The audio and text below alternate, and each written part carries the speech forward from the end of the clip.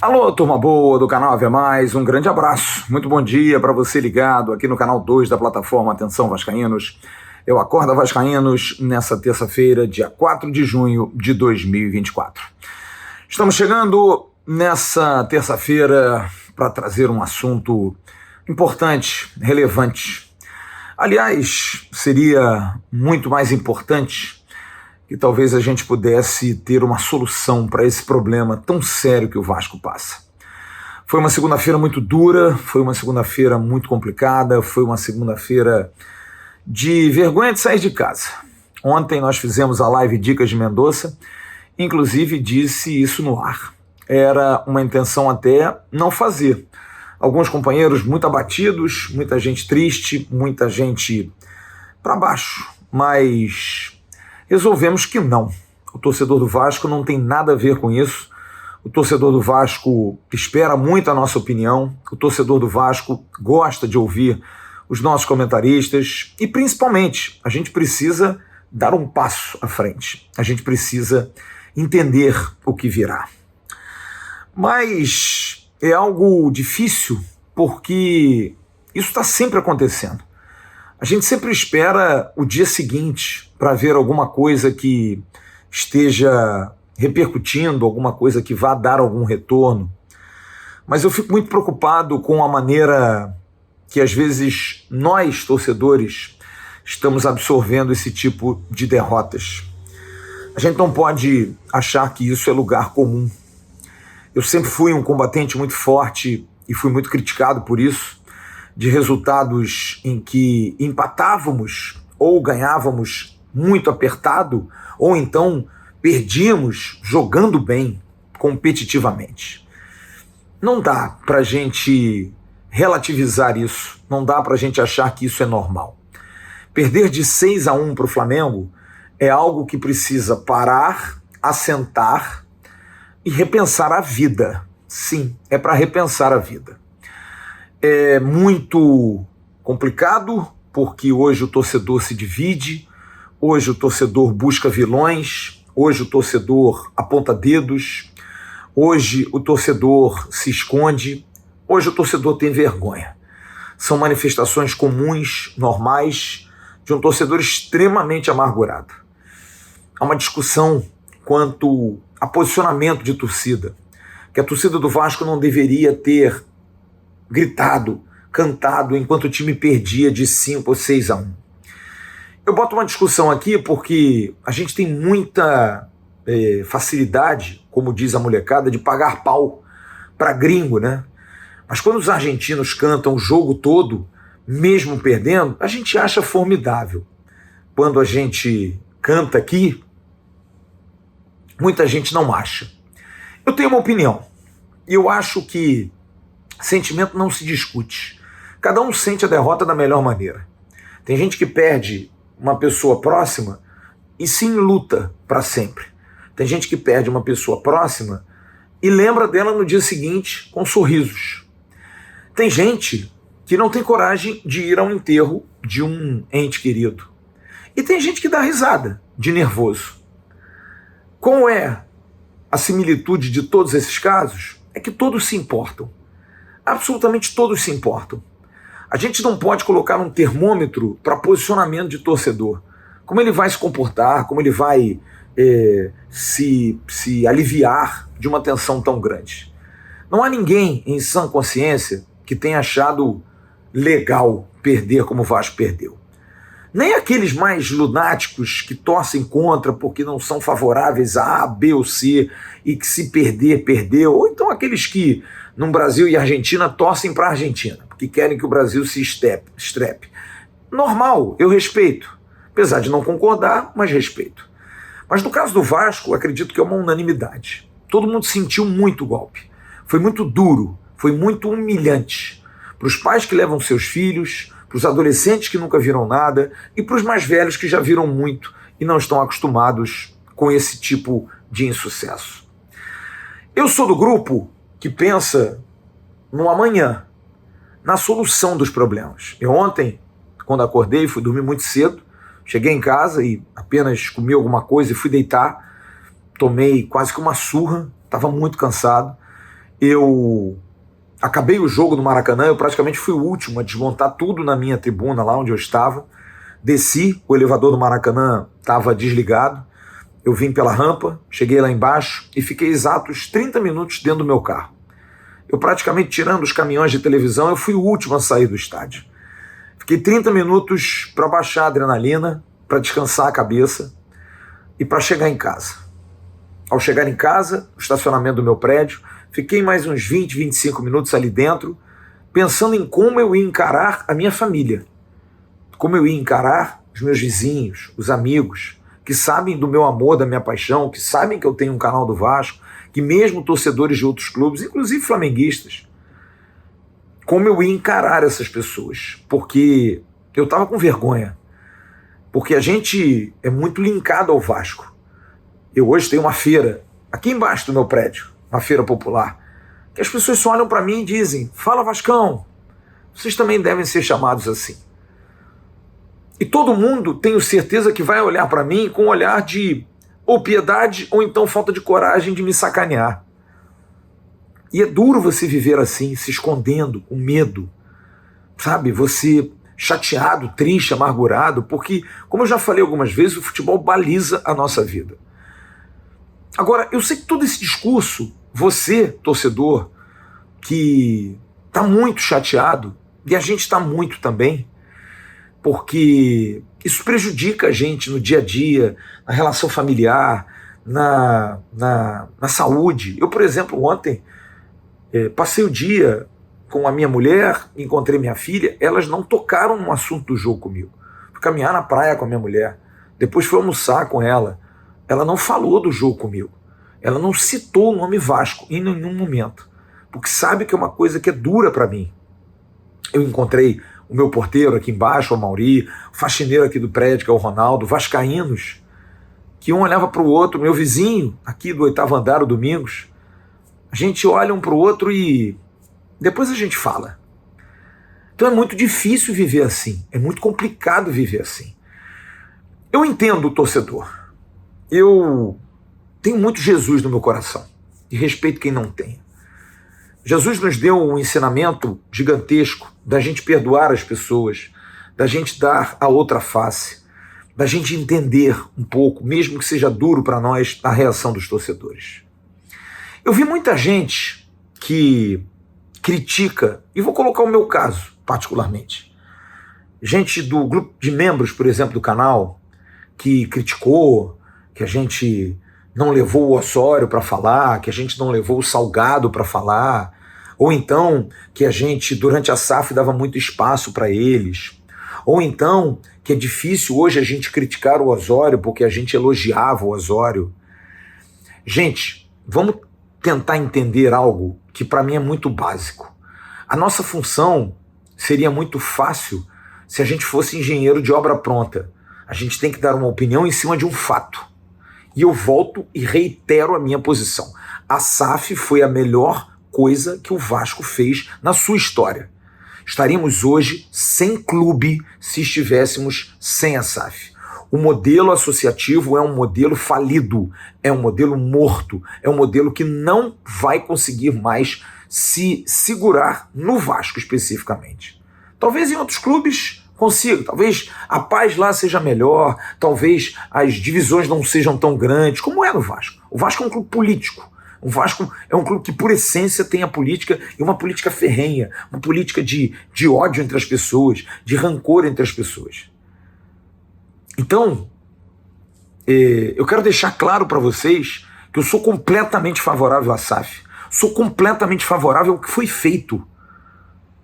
A SAF do Vasco é uma necessidade. Sempre falei, se vai ser a cura, não sei, mas era o remédio.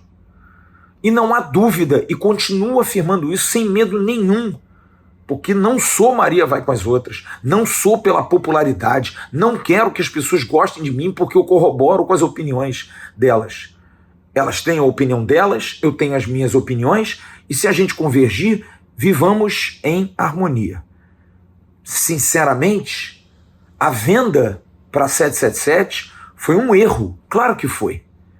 Mas foi um erro de muita gente que de alguma forma também se viu ludibriada por uma avaliação criteriosa, por uma due diligence, uma diligência. Quando você pega todos os dados das empresas que vão fazer a fusão e você converge, e você estuda.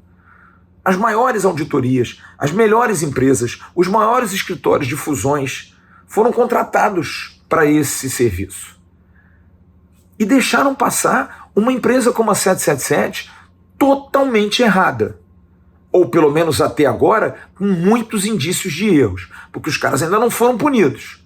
Ainda não houve sentença. Mas eles estão com muito problema na justiça. Então quem deixa passar é porque não fez um trabalho bom. Não fez um trabalho bom. E aí eu vejo as pessoas criticarem o ex-presidente Jorge Salgado. Eu não tenho nada contra o ex-presidente Jorge Salgado. Muito pelo contrário. Sempre me tratou com muita educação e lisura. O convido sempre para vir ao canal agora para falar sobre esse tema. Porque a nossa linha, vocês conhecem isso, é que quem foi não terá espaço mais. Está na gestão? Ok. Não está só se tiver um assunto fora do comum. Fiz um convite a Jorge Salgado, fiz um convite a Roberto Estrada, fiz um convite a Carlos Roberto Osório, a quem elogiei sim aqui no canal várias vezes, como uma pessoa que botava a cara a tapa, como uma pessoa que brigou com o Vasco pela questão do Maracanã, contra Flamengo e Fluminense, que foi quem pensou a proposta para Brusque e para Santos, que por conta de muito esquema por trás não foi certo, acabou não dando certo. Era quem brigava no Palácio do Planalto, era quem ia ao governador, é quem mexia os pauzinhos. Então, me parecia sempre uma pessoa muito disposta a ajudar, uma pessoa sempre muito pronta a ajudar o Vasco. Por isso, o elogio àquele momento. Agora, ele vinha a público e vendia o pacote 777? Sim, vendia. Porque algo foi passado para ele que ele acreditou.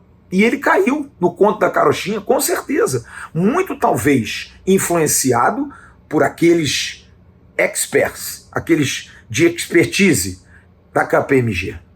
Vou citar o nome de uma pessoa que é pouco falada, o Adriano Mendes, ex-vice-presidente. Inclusive, o Bruno Maia ontem nos marcou no X, falando sobre isso. Por que não convidar? E eu acredito que tenha sido referência a ele, porque foi quem indicou a auditoria.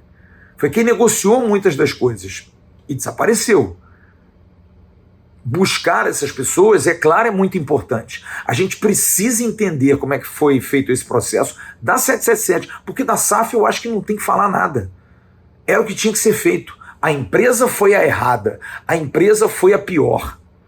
Mas enganou um mundo inteiro, inclusive, volto a dizer, grandes auditorias, grandes empresas de fusões.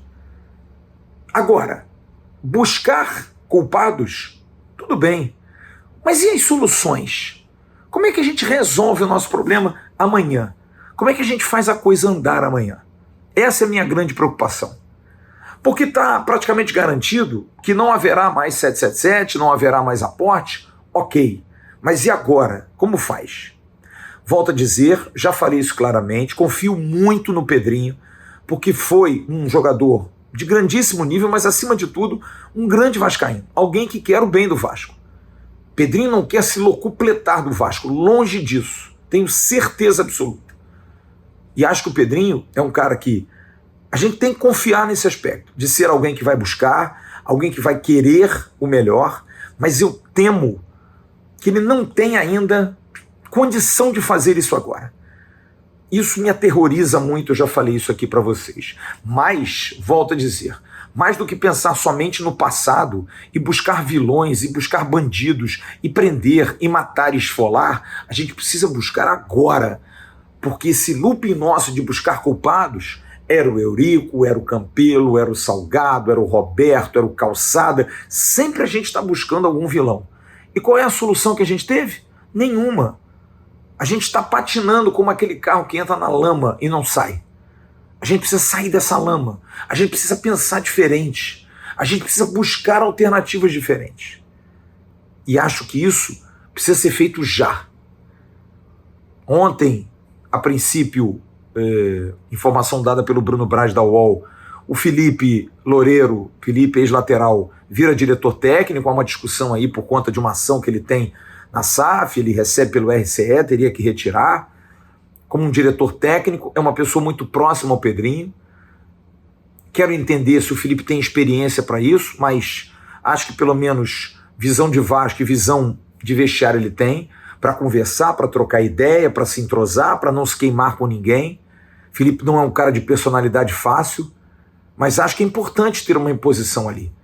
Que ele consiga fazer isso, que ele tenha a liberdade que, por exemplo, Abel Braga não tem, ou não teve. Só que Felipe é muito amigo de Pedrinho, é o melhor amigo de Pedrinho. Tem o respaldo do cara que é a cabeça da SAF hoje. Eu só não quero que volte o associativo, o modelo associativo.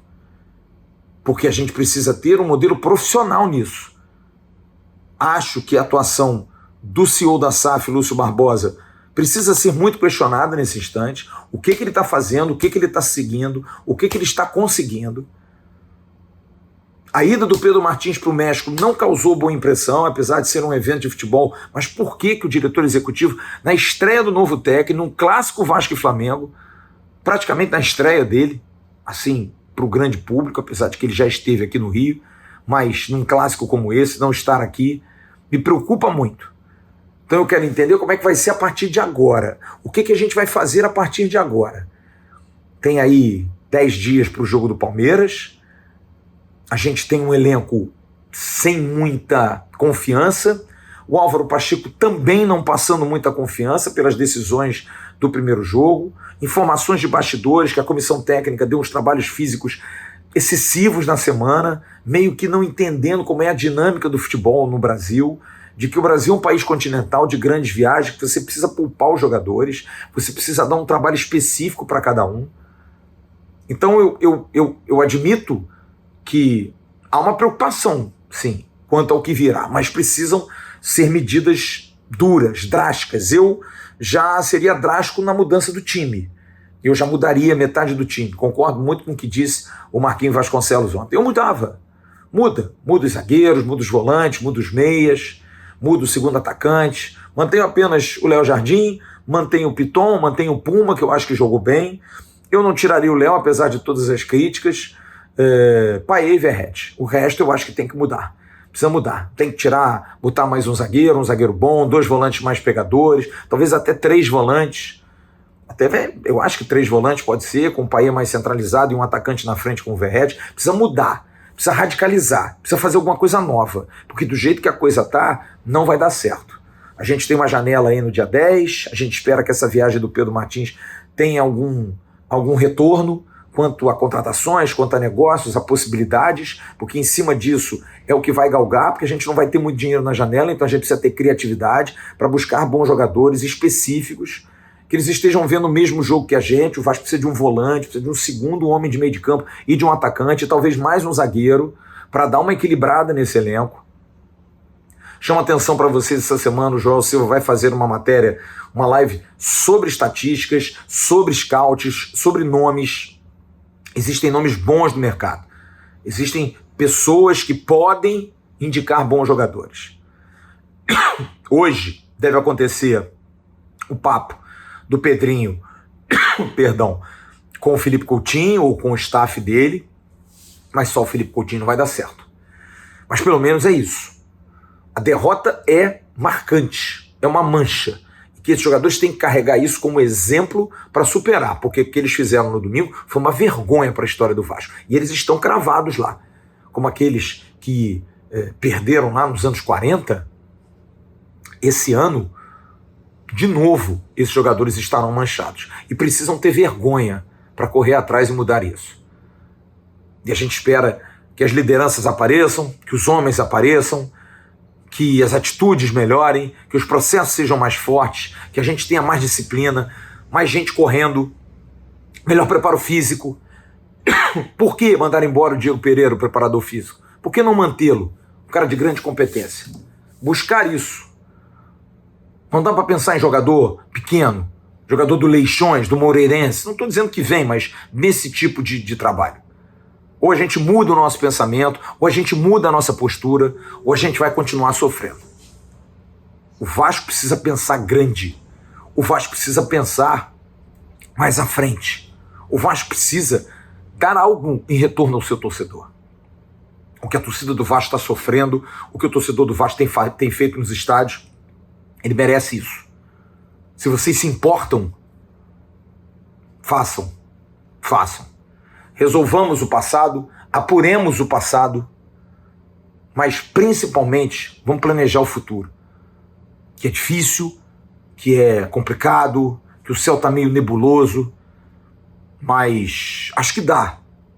A gente está na 7ª, indo para a 8ª rodada, a gente tem que somar pontos, tornar o time competitivo. Estamos numa 8ª de final da Copa do Brasil, e eu acho que isso precisa mudar. A gente precisa mudar a chave, precisa mudar o pensamento. Tá bom? Daqui a pouco tem um Bom Dia Gigante, com Emerson Rocha e Jean Faísca. Grande abraço. Eu tô logo mais no AV News. Tchau.